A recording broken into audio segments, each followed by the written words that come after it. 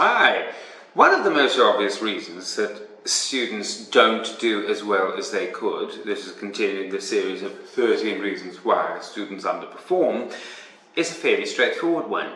They don't know what work is important and what work is less important. And that kind of makes sense. If you think in the first grade, students are given work and they've just got to muddle through, and it gets a little more sophisticated by the second grade, but by the time one gets to the 10th and 11th grades, things are a lot more complicated. There's suddenly far greater volume involved, and it's difficult for a student to have broken that pattern or to have evolved at any kind of large juncture in their academic process to say, but hang on, what is the point here?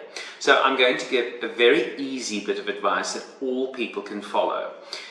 Textbooks are created in such a way that core information is found in certain key places within a textbook. You need to focus on the following places. Now, in previous advice, I've said to people that you should be taking key notes constantly. You should be making what I call cheat sheets.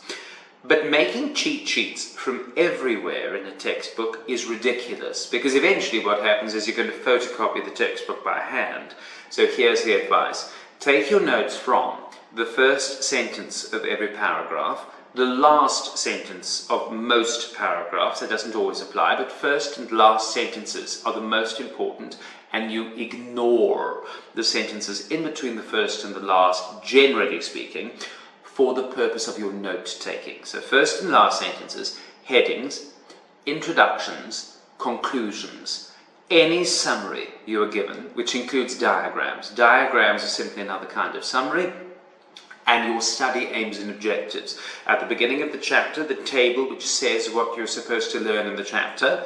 Most students ignore that page, but it's the most important page in the book, because it's actually saying, you've been wondering what's important.